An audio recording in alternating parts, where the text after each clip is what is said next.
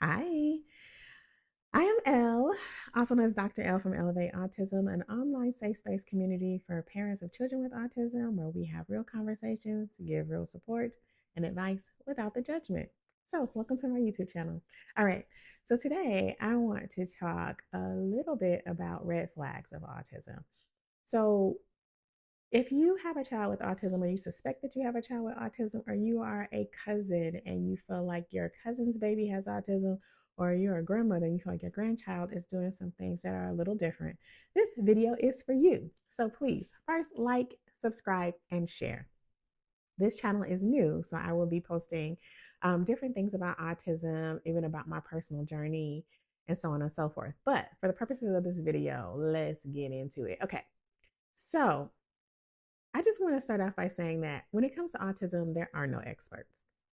I have been working in the field for over 26 years, and I've always worked with the autistic population. As a speech language pathologist, I have a grown child with autism, and I still do not consider myself an expert.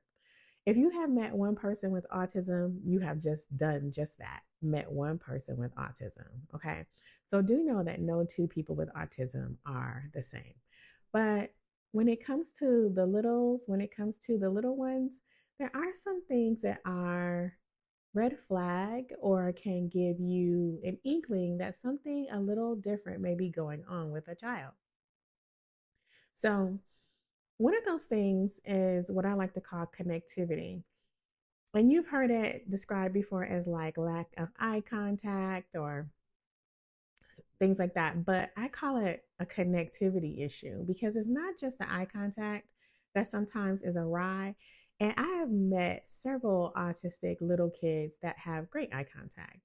But what they some most of the time lack is referencing or connectivity. So referencing is when someone new walks into the room. Like if someone new walks into the room behind me right now, I'm going to give pause and maybe look their way or even maybe look in the camera looking at them, right? That's a reference and it is a sign of connectivity. A lot of times, children who may be on the spectrum will show that they are not connecting. So, someone can walk in the door, they don't stop what they're doing and look at the person. They may not even be responding to their name, even if a familiar person is calling their name over and over and over again. They may just not be responding. They're not responding to new noises in their environment a lot of times. So, connectivity. Are they tracking the person walking across the room? Or do they seem to be in their own world? Okay.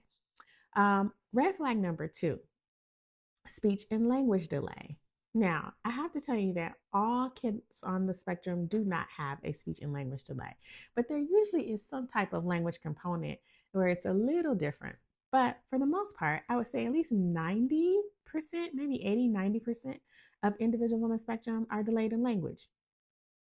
That means that the meaningful functional language might be delayed. So if you have a child that is not talking at all, they're not saying mama, dada, they're not repeating and gaining new words every day after the age of 1 to 15 months, they're not gaining new words every day. You might want to have them screened by a speech pathologist or talk to your pediatrician because that is not normal. So, a child should, after the age of 1, have 1 to 5 words and definitely should be saying mama or dada. They should definitely be having a word for their caregiver. Um, Oftentimes, we're thinking about just words. So, I've had kids come in and have lots of words, but they're not using them meaningfully. They may have pulled words from their environment to infinity and beyond, right? Things that they've heard from cartoons and start saying it. Or, uh oh, because they hear people saying oh in their environment all the time and they're basically echoing what they're saying. That is not functional communication. And it's not functional communication because it's not getting a need met or expressing an idea. So those things are red flags. Blocking out commands. Bring the shoe to me. Pick that up off the floor. And you have to do it and say it repeatedly. That's a language delay. That's a receptive language delay. Okay. So those things are red flags. Red flag number three, repetitive play or repetitive actions.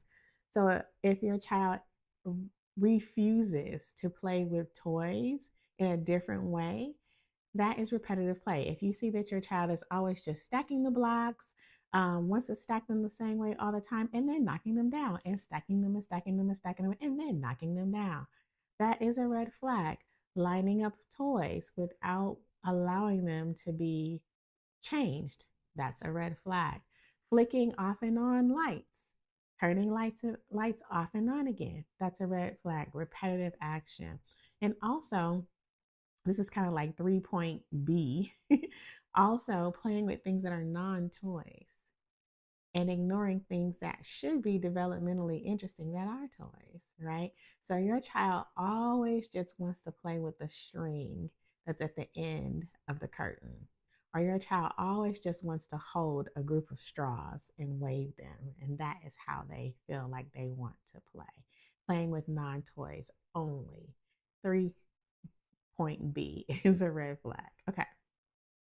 So those are just a few things. There are so many others, but I just thought I would get on here and give you a few of those things. Um, I'll give you an honorable mention too.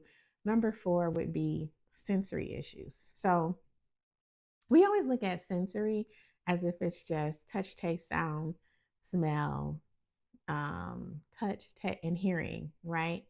No, touch, taste, hearing. Hold on. We always look at senses as if it's just the 5 senses that we know about. So, what you can see, what you can smell, what you can hear, what you can eat or taste, and what you can touch. But there are so many more. So, a lot of times, children on the spectrum have a dysregulated sensory system, meaning that they're either receiving too much input or they're not receiving enough. So these children may have picky eating issues or be very selective. So it may be sensory based, and they may not like the way a certain food feels in their mouth, or they may also use speech in a very interesting way. Their voice, they may talk between their lips and not really move their mouth when they're talking because they may not like the sensation of hearing their voice inside their head, right? You know, so many people don't like hearing their voice outside of their head, like when you're recording and then you listen to the recording back and it takes you a while to get used to hearing your voice outside of your head. Sometimes children on the spectrum will use a different voice or a peculiar voice because sensory wise, they don't like the way it feels. They may have no sense of danger, no sense of pain, a high pain threshold. Those are all sensory issues. They may have constipation, not necessarily because of their limited diet, because it could be because of their limited diet too.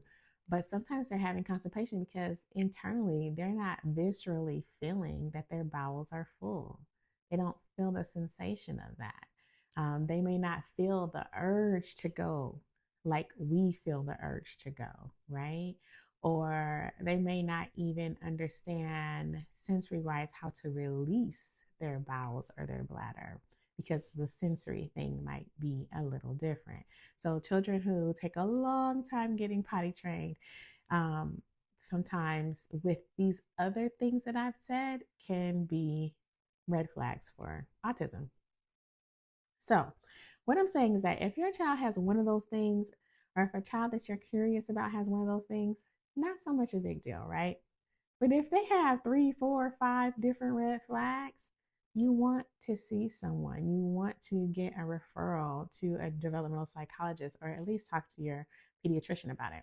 Many pediatricians will give you a speech referral for speech therapy, but a speech therapist can help your child with language. But if your child has autism, there are so many other services your child could really benefit from. So don't just take a referral from speech. You want to get a full developmental psychological evaluation. Okay. At Ellevate Autism, in my community, I do offer one-on-one consultations where I can give advice. I also offer ASD recommendation screenings that I can do online in the comfort of your own home, where I can write up a letter of some of the things and some of the symptoms and signs that you're seeing at home. and that I may see with your child that can usually get the attention of your pediatrician if you're running into that problem where your pediatrician won't listen to you. But yes, so that's enough for today. So I gave you four signs and symptoms of autism. If you would like to join Ellevate Autism, the link is below. It is free to join. We're still building the community, so I'm looking for founding members. And I hope to see you on the other side. Bye.